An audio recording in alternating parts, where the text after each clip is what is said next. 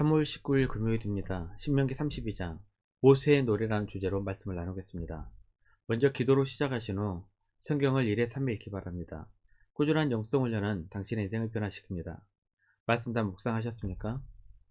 첫 번째, 비유, 시와 노래의 언어. 하나님께서 모세에게 율법을 노래로 만들어 가르치라고 명령하셨습니다. 모세는 하나님의 명령에 순종하여 노래로 만들어 이스라엘 민족에게 노래를 가르칩니다. 신명기 31장 30절입니다.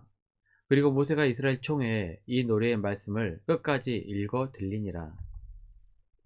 모세의 노래는 귀 기울여 들으라로 시작합니다. 1절입니다. 하늘이여 귀를 기울이라. 내가 말하리라. 땅은 내 입의 말을 들을지어다. 노래의 가사는 시의 언어를 사용합니다. 많은 의미를 함축적으로 짧게 이야기합니다. 그래서 귀 기울여 잘 들어야 합니다.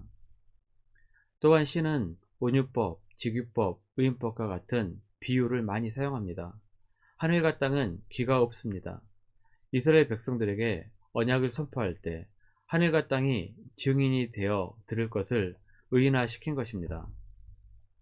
2절입니다. 내 교훈은 비처럼 내리고 내 말은 이슬처럼 맺히나니 연한 풀 위에 가는 비 같고 채소 위에 단비 같도다. 하나님께서 주신 교훈을 비와 이슬에 비유합니다. 비와 이슬은 가나안 땅과 같은 척박한 땅에서 식물이 자라고 풍성한 열매를 맺히는데 필수적인 요소입니다. 신명기 11장 14절입니다. 여호와께서 너희의 땅에 이른 비, 늦은 비를 적당한 때에 내리시리니 너희가 곡식과 포도주와 기름을 얻을 것이요. 적당한 때에 내리는 비와 이슬은 이스라엘에게 축복입니다. 마찬가지로 하나님의 말씀은 영혼을 소생시키고 풍성한 삶의 열매를 맺게 하는데 필수적인 것이라는 말씀입니다. 시편 23편 3절입니다. 내 영혼을 소생시키시고 자기 이름을 위하여 의의 길로 인도하시는도다. 시편 119편 50절입니다. 이 말씀은 나의 고난 중에 위로라. 주의 말씀이 나를 살리셨기 때문입니다. 또한 하나님을 반석에 비유합니다. 하나님이 돌일 리 없습니다. 반석의 비유에 어떤 이미지를 말한 것입니다. 4절입니다. 그는 반석이시니 그가 하신 일이 완전하고 그의 모든 길이 정의롭고 진실하고 거짓이 없으신 하나님이시니 공의로우시고 바르시도다. 성경에서 하나님을 반석에 비유한 구절이 매우 많습니다. 시편 94편 22절입니다. 여호와는 나의 요새시요 나의 하나님은 내가 피할 반석이시라. 사막지대에 살고 있는 사람들은 반석이 어떤 의미인지 금방 이미지가 그려집니다. 사막의 모래는 바람에 따라 이리저리 쉽게 쌓였다가 쉽게 흩날립니다. 하지만 반석은 모래산과 달리 언제나 제자리에 변함없이 우뚝 서 있습니다. 모래 폭풍과 온갖 위험으로부터 변함없이 그 자리에 서서 여행자들에게 안전한 피난처가 되어주는 거대한 반석을 염두에 두고 비유한 것입니다.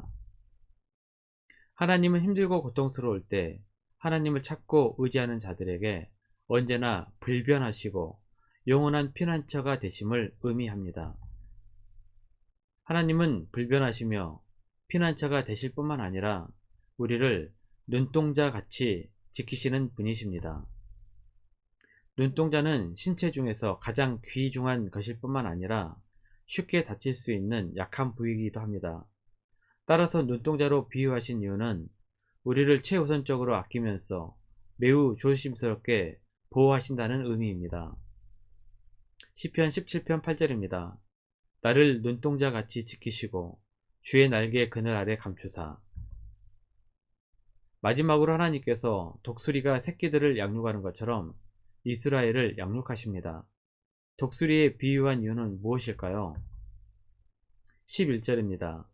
마치 독수리가 자기의 보금자리를 어지럽게 하며 자기의 새끼 위에 너풀거리며 그의 날개를 펴서 새끼를 받으며 그의 날개 위에 그것을 엎는 것 같이 독수리는 새끼들을 날개하기 위해 둥지에서 떨어뜨려 날개합니다.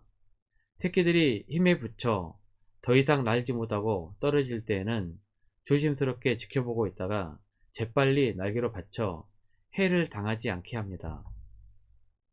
이러한 방법으로 새끼를 강하고 튼튼하게 키우는 모습을 비유한 것입니다. 하나님께서는 사랑하는 자녀들을 주의 말씀과 교양으로 훈계도 하고 매를 때리기도 하며 훈련시키십니다. 출애굽기 19장 4절입니다. 내가 애굽 사람에게 어떻게 행하였음가? 내가 어떻게 독수리 날개로 너희를 업어 내게로 인도하였음을 너희가 보았느니라. 두 번째, 배반, 심판, 그리고 구원. 15절입니다. 그런데 요술은이 기름짐에 발로 찼도다. 내가 살찌고 비대하고 윤택하며 자기를 지으신 하나님을 버리고 자기를 구원하신 반석을 업신여겼도다. 요스루는 이스라엘을 좋은 이미지로 표현하는 시적 언어입니다. 요스루는 사랑받는 자 혹은 의로운 자라는 의미입니다.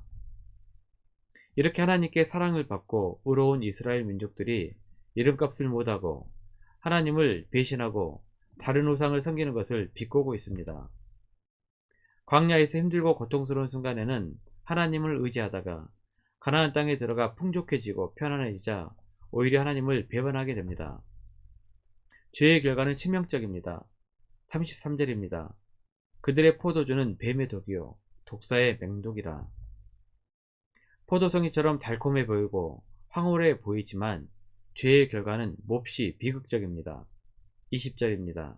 그가 말씀하시기를 내가 내 얼굴을 그들에게서 숨겨 그들의 종말이 어떠함을 보리니 그들은 심히 패역한 세대요 진실이 없는 자녀이미로다.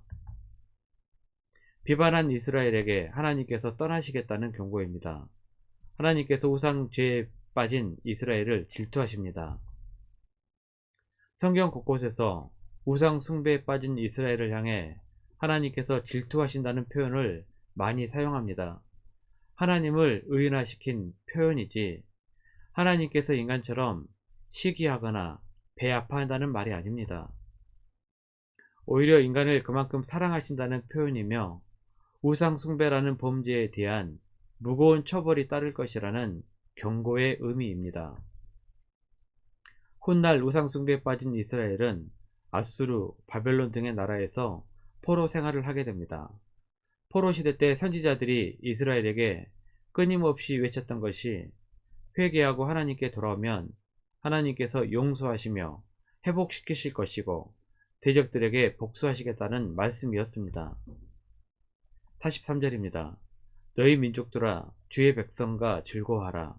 주께서 그 종들의 피를 갚으사 그 대적들에게 복수하시고 자기 땅과 자기 백성을 위하여 속죄하시리로다. 모세의 노래를 요약하면 하나님의 선하심과 위대하신 은혜, 이스라엘의 배신, 하나님의 심판, 그리고 구원과 회복입니다. 말씀 요약합니다. 이스라엘의 역사가 실제로 모세의 노래처럼 흘러가는 것을 보면 참으로 오묘합니다. 하나님과 같으신 분은 없습니다. 하나님과 함께함으로 반석이 되시고 눈동자처럼 보호하시며 독수리처럼 양육하시는 하나님의 은혜 가운데 살아가는 성도님들이 되시기를 바랍니다. 1년 성경 일독 주간 계획입니다. 오늘은 금요일 사무엘상 18장부터 22장까지 말씀을 천천히 묵상하십시오. 토요일 주일도 1년 성경 일독 주간 계획표에 따라서 말씀을 묵상하시길 바랍니다. 3월 중보기도 제목입니다. 5가지 기도 제목을 놓고 천천히 하나님과 기도하시고 개인 기도의 시간을 충분히 가지시길 바랍니다. 가정에서 기도하시기 힘드신 분들은 교회에 나오셔서 주중 기도의 시간을 이용하시면 됩니다. 새벽 6시부터 밤 10시까지입니다. 하루 30분씩 최선을 다하시길 바랍니다. 그러면 여러분의 삶이 변화될 것입니다. 영상을 다 보신 분들은 확인 문자를 보내시거나 유튜브에 댓글로 달아주시면 정기적인 영성 훈련에 도움이 될 것입니다. 오늘 하루도 승리하시기를 기도합니다.